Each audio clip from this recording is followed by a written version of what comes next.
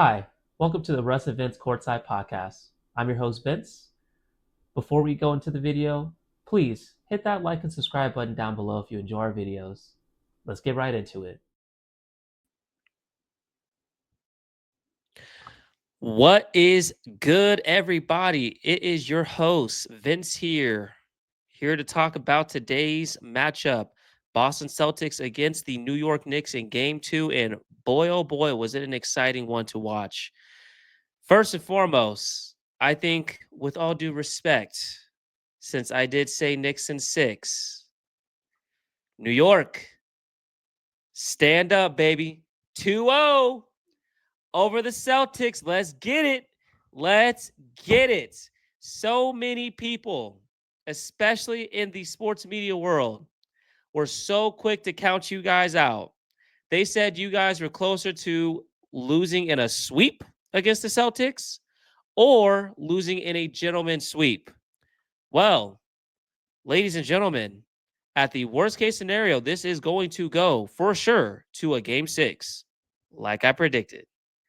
With that being said, let's get right into this game and see what exactly happened that led to the Boston Celtics getting spoiled at home for the second time in a row. Let's get into it. All right, you guys, we're going to take a deep look into the team stats real quick because this is very telling. First and foremost, when we look at the stats here, you're going to see here very quickly a lot of these stats are very dead even, from field goal makes to 3-point makes to free throw attempts. Free throw percentage was dead even. You got your rebounds pretty close, similar. Everything across the board for the most part was pretty even. But that was not, in fact, the game that we were watching for about 3.5, maybe even I would say, yeah, I'd say about 3.5 quarters. So what happened?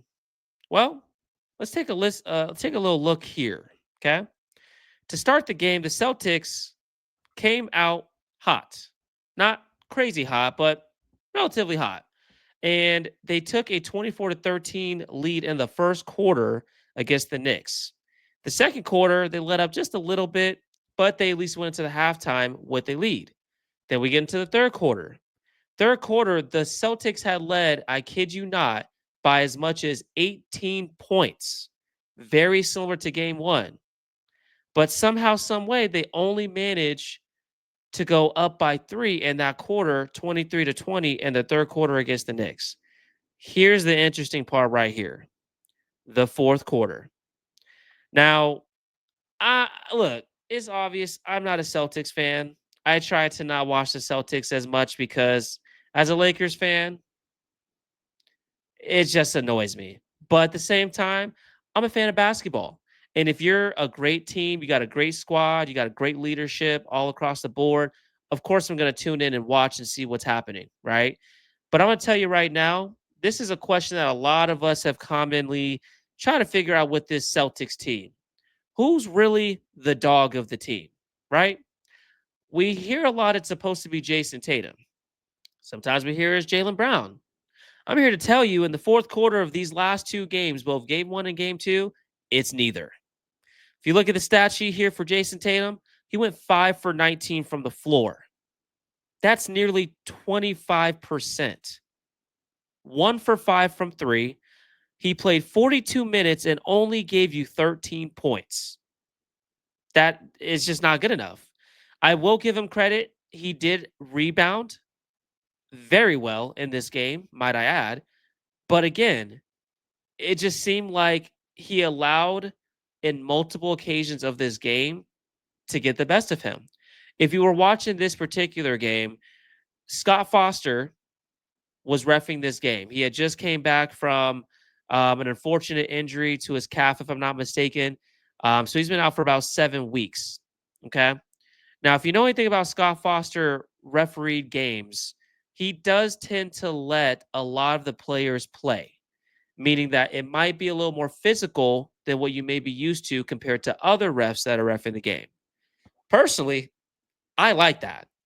I like to be able to see two Titans, or at least to other people's standards, the Celtics, one Titan against a underdog, Knicks team be able to really duke it out. If you want to get physical, get physical. Just play within the lines, right? There are plenty times that the Celtics got fouled, but they didn't get called. There are plenty times the Knicks got fouled, but they didn't get called. At the end of the day, this was good basketball to watch. But once again, the Celtics choked. I wish I had my boy Russ here so he could do his famous choke job impersonation, but let's just call it what it is. You can't call it anything other than a choke job when both games you've led by at the bare minimum 18 points going in the second half, and somehow, some way you manage to lose that game. Well, it's really not that hard to lose a game when your two top players, okay, combined for 13 of 42. 13 of 42 is not going to get the job done. 3 of 12 from 3 is not going to get the job done either. And we've already had our discussions on this show about how we feel about Joe Mazzulla's philosophy for this team. Constantly taking threes, constantly just, oh, chuck it up. Go ahead and get what you get, is what it is. This is now back-to-back games where the Celtics are shooting a measly 25%. Beg my pardon, 25%. Last game, they went 15 for 60. I give you guys credit. You guys managed to take 20 less threes, but you still made 5 less threes than the last game. And the percentages are still putrid. Not to mention the free throw discrepancy. I mean, it was, what was it, 15 to 10 in your favor as the home team. I mean, I just don't understand how we live in a world where you have Jason Tatum and Jaylen Brown, yet somehow, some way, they're not getting at the bare minimum 6 to 8 free throws apiece. To me, like, it just doesn't make sense. But it's also the makes. Jaylen Brown cannot go 2 for 4 from the free throw line. You got to get it together. I understand as a team they shot 80%, but still, stars are supposed to be held to a different standard. Make your free throws. Obviously, one could argue you lost the game on the free throw line. You make those 2 free throws, you're up by 1. It's a game of margins, like they say, and every single point counts. Another thing with Jaylen Brown, yeah, you had 20 points, but what good is 20 points off of 23 attempts?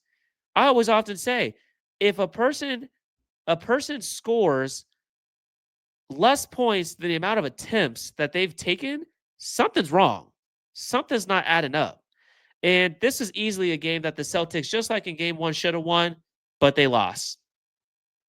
Sorry to piss on your grave, but it is what it is. Those are things that they got to fix.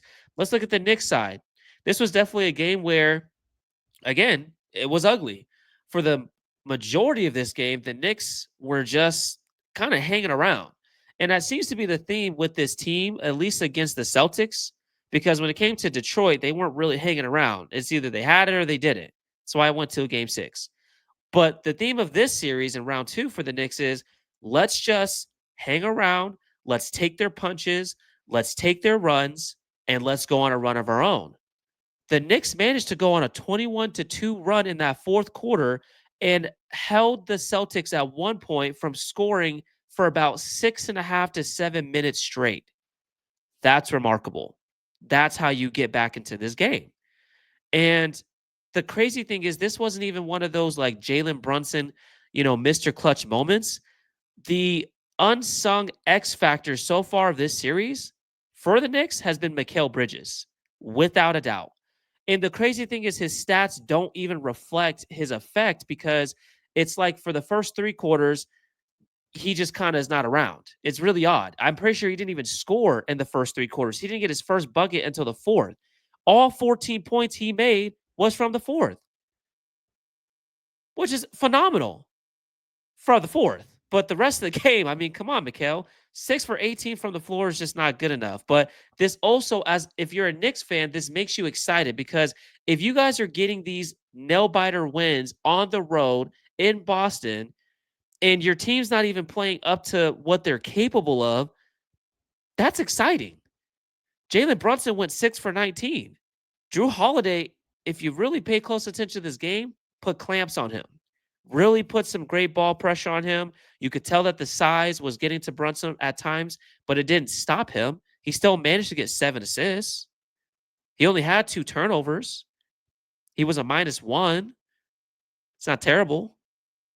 But at the same time, again, this was a great team effort. And I can't believe I'm saying this, but Karl Anthony Towns, he made an appearance, you guys. Karl Anthony Towns made an appearance.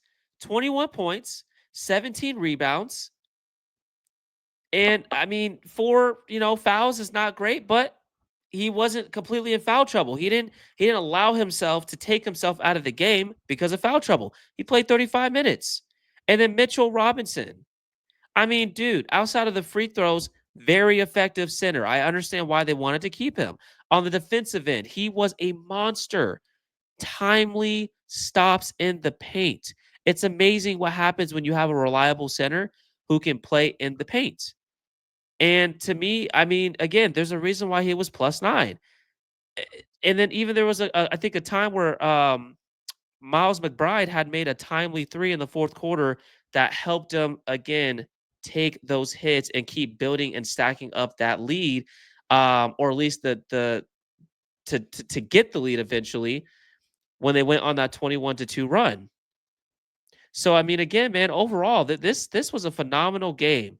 If you are a fan of basketball, this this series is definitely one to enjoy, to say the least. Now, just because we want to have a little bit of fun here, so many of you guys were talking about Knicks don't got a chance. Celtics in 4, Celtics in 5. What is it now? Celtics in 6. I mean, let's just keep it going. Shoot, I'm a Laker fan.